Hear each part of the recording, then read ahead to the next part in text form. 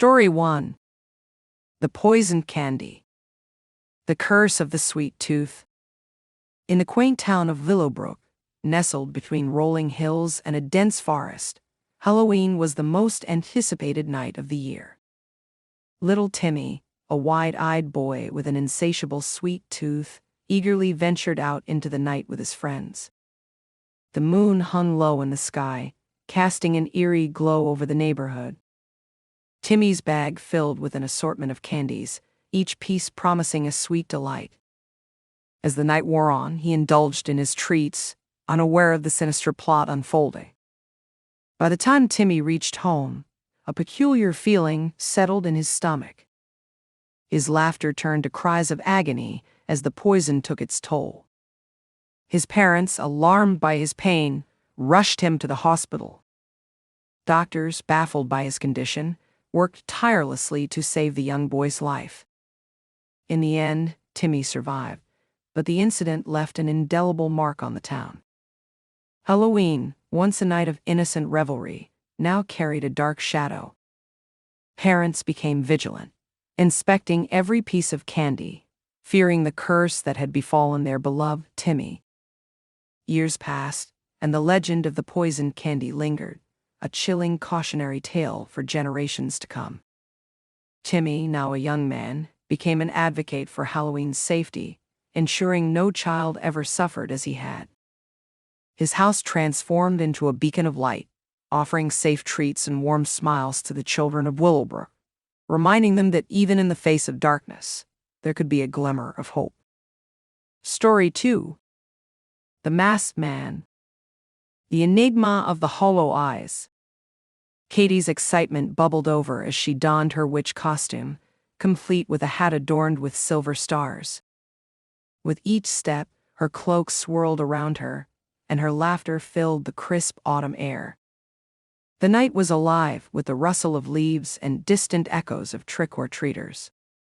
As she approached the last house on the block, a shiver ran down her spine, for there, standing in the doorway, was a man wearing a mask with hollow eyes that seemed to pierce her soul.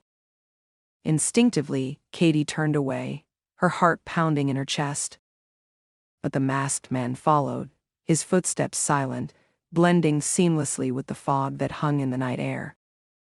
Panic gripped her as she ran, her footsteps echoing through the empty streets. With every twist and turn, the masked man remained a haunting presence, his eyes an unrelenting gaze. When Katie finally reached home, she locked the door behind her, her breaths ragged and uneven. The image of the masked man haunted her dreams, his face a puzzle she couldn't solve. Days turned into weeks, and weeks into months, but the memory of those hollow eyes never faded. In the quiet of the night, she would sometimes hear faint whispers, a chilling reminder that the enigma of the masked man was never truly far away. Story 3. The Missing Jack-o'-lantern. The Curse of the Haunted Pumpkin. In the quiet town of Hollowbrook, where the autumn winds carried whispers of ancient spirits, there lived a boy named Brandon. Halloween was his favorite night of the year, a time when he could showcase his creativity through elaborate pumpkin carvings. One fateful Halloween night, his prized glowing jack-o'-lantern vanished, stolen right off his front porch. The town buzzed with speculation, but the mystery remained unsolved, leaving an unsettling chill. A year passed, and Halloween once again descended upon Hollowbrook. As Brandon strolled down the dimly lit streets, his eyes widened in disbelief. Through the window of a creepy old house down the street, he saw the faint glow of his missing jack-o'-lantern. Determination fueled his steps, leading him to the doorstep of the ominous dwelling. With trembling fingers, he knocked on the door, each rap echoing like a warning from the spirits of the night. The door creaked open, revealing a ghostly figure cloaked in shadows. Its eyes glowed with an otherworldly light, and a voice as cold as the grave whispered, "You've come for your pumpkin, haven't you?" Before Brandon could react, he was pulled inside, the door slamming shut behind him. The air grew thick with the scent of decay, and eerie whispers filled the darkness. As Brandon explored the house, he stumbled upon a room adorned with countless pumpkins, each one more grotesque than the last. The walls were adorned with eerie symbols, and the air pulsed with an unnatural energy. He realized he had entered a trap set by a vengeful spirit, cursed to collect pumpkins for all eternity. The ghostly figure revealed itself to be the guardian of this cursed realm, and Brandon now faced the same fate, to forever carve pumpkins in the company of lost souls. Story 4. The Trick-or-Treater's Revenge. The Haunting of Chad Holloway. Chad Holloway, the notorious trickster of Hollowbrook, relished in scaring the little children who came to his door. His laughter echoed through the night as he handed out bags of rocks instead of candy, finding delight in their frightened faces. But on one chilling Halloween night, Chad's cruel antics would come back to haunt him in the most horrifying way imaginable. A figure clad in a tattered costume and a bloody mask approached his doorstep, their eyes concealed by darkness. Chad, thinking it was just another child in disguise, chuckled and prepared his usual prank. As he opened the door, the trick-or-treater's hand shot out, clutching a gleaming knife stained with fresh blood. Before Chad could react, the blade slashed through the air, finding its mark in his chest.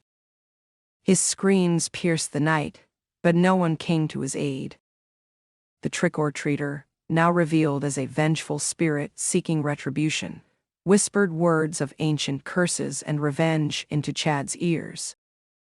In an instant, the room plunged into darkness, and Chad felt himself being dragged into the shadows, where he would pay for his wicked deeds for all eternity. Story 5. The Halloween Party Killer. The Dance of the Damned. Jenna's parents had left town, leaving her in charge of their grand mansion.